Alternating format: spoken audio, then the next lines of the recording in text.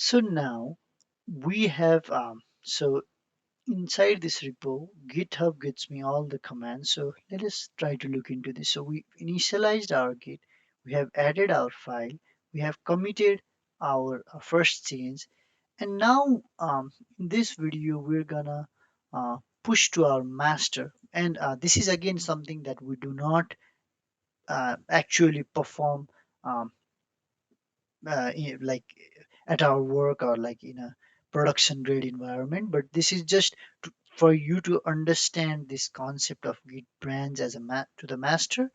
But I will eventually in the next video we'll see we'll work with git branching and push our changes to the branch. But for now, um, let us follow this basic procedure just to understand this git command.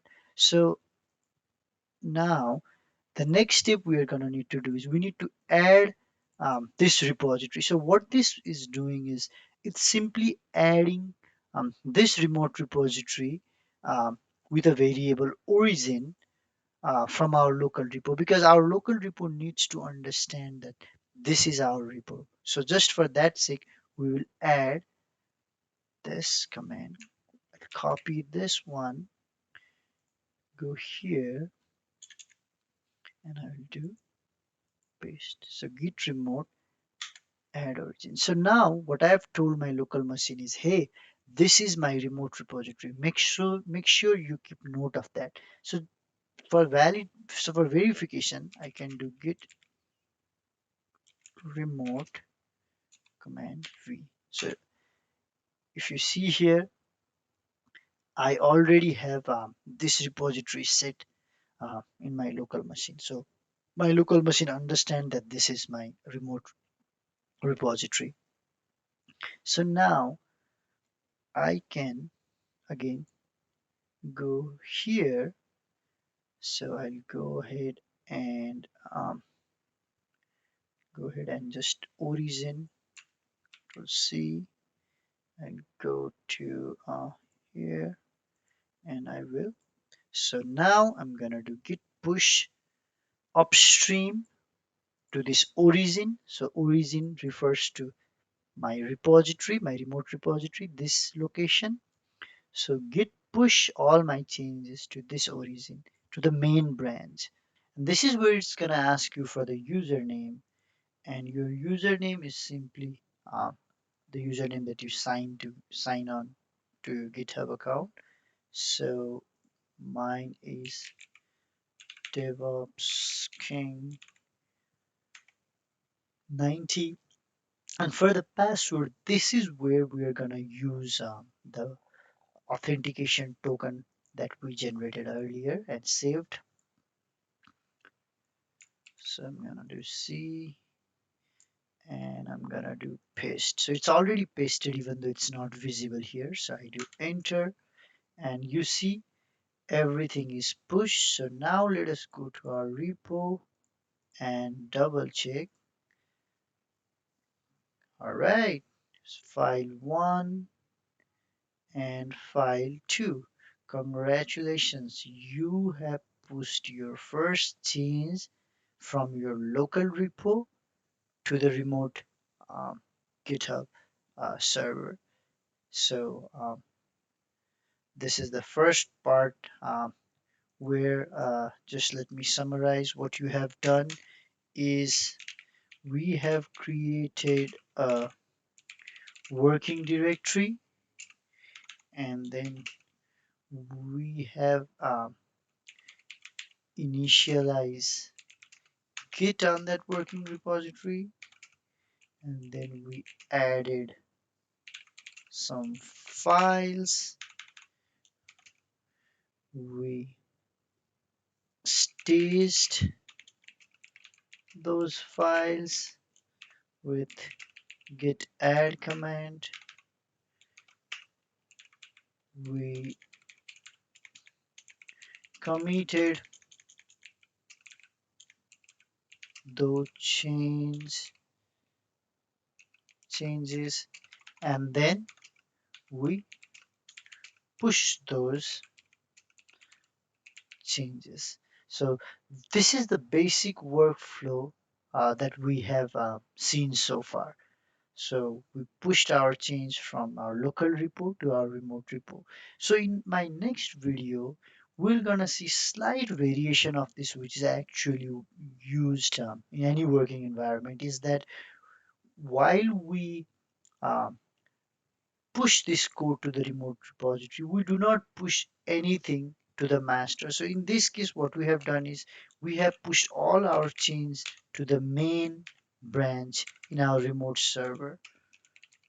So what we have done is whatever change I made, this is made directly to the main branch. But in reality, we do not do that practice uh, because it's very risky for our uh, uh, remote repository. So what we do is we work on a branch, we work on a branch, and we push that branch remotely, and someone will go ahead and merge that branch to master after code review. So this is the actual process that happens uh, at any workplace. So we do not directly push our branch to master, but we push the branch and we merge the branch after code review. So that's the process I'm going to show in my next video, where I will create a branch and do all that fancy stuff. But for now, this is a good start. So we know the basic git command and we know how to push our changes to the remote repo. So before the end of this video, so let us just go ahead and do one last thing which I promised in the beginning of this video is let us go ahead and see do one basic config in our local repo. So if you do git uh, config dash that list, you'll see all the configuration that is available in your current repo. So what we usually want to do in a setting, in a company setting, is we actually set this with any company email address. So it's very easy to set that up. So what we do is we set git config, and then we do global. Actually, let us do this. Try let us try to do from using ChatGPT. So let's do git config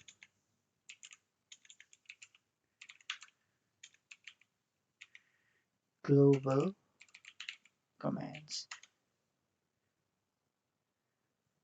Right? So it doesn't regenerate response. Let's see.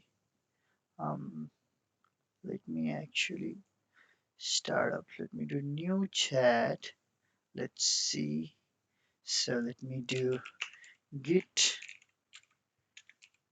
global config commands.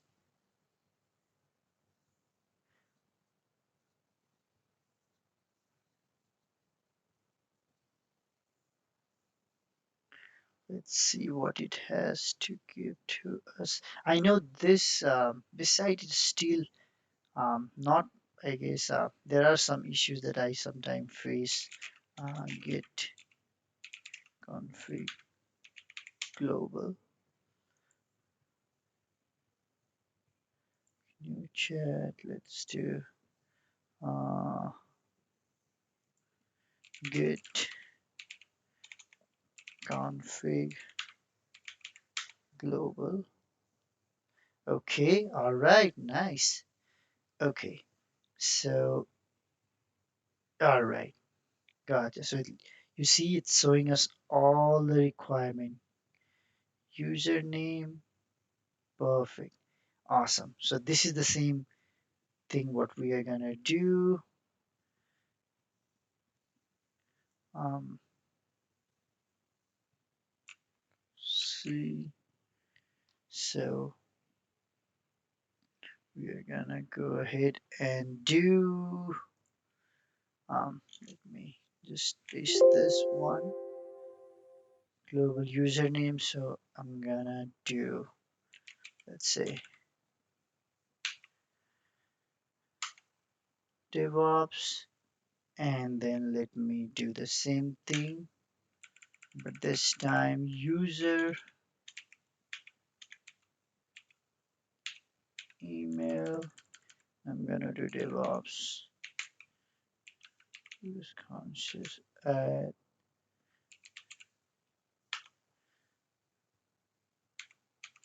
gmail.com. Awesome. So let's do git config list. Perfect. Now I can see that the username and user email has been set as this one. You can actually um, see all that information if you type in cat git config. You will see your username and your email address. So this is how you can actually find the global setting uh, that you have set for user. And this is very useful because this will allocate uh, name and email address uh, inside the configuration file. So this after this, we also have set up the configuration file. This is awesome. The last thing I want to tell you is one feature called aliasing, and that was really helpful for me in the beginning because sometimes you don't need to type the whole command. You can alias the entire command into something very short and sweet, so it makes your life easier sometimes. So it's very easy to do. For example, you go ahead and do git uh, config. You set that on a global, and you do alias alias.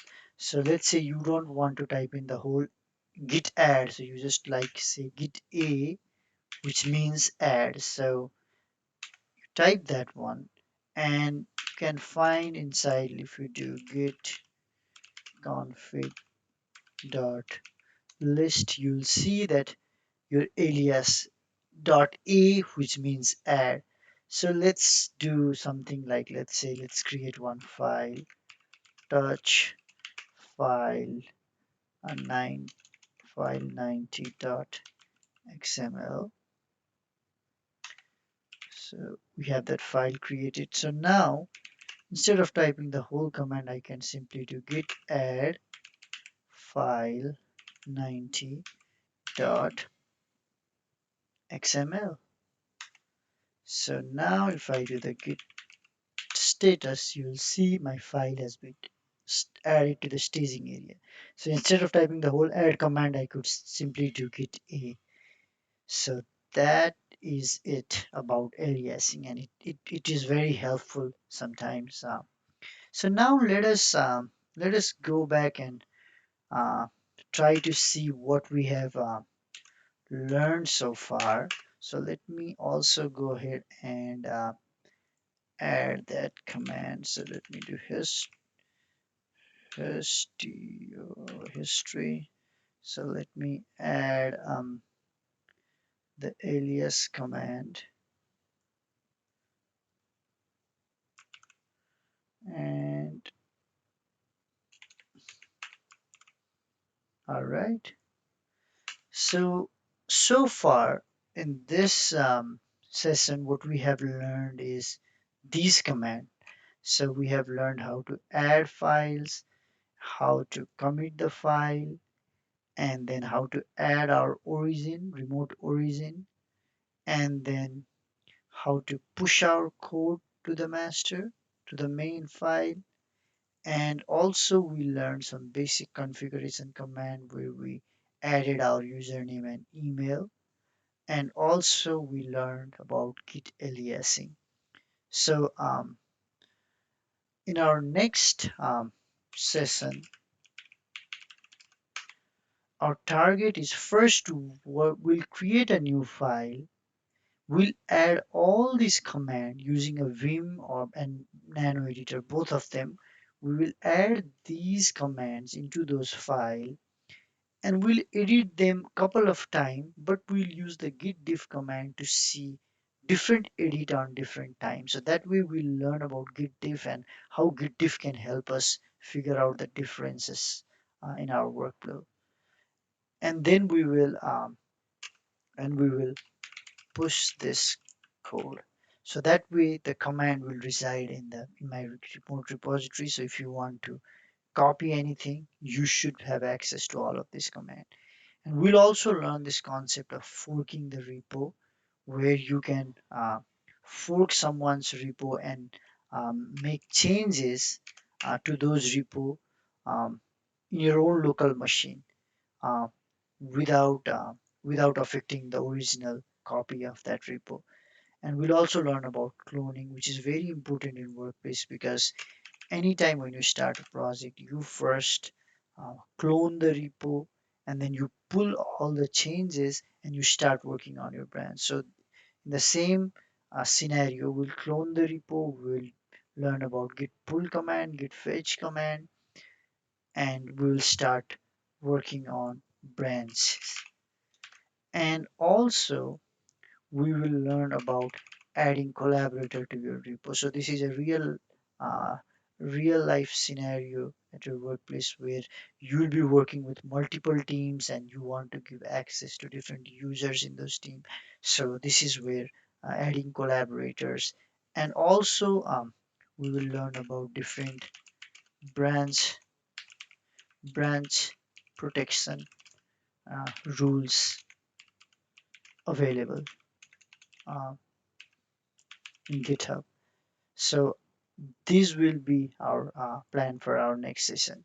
And please, when you join the next session, try to be very familiar with the simple basic command, git command, and this should help you understand git branching uh, very easily. Um, so again, thank you everyone who is still following me up to this point. Um, you are doing great, and I will see you in my next video. Thank you.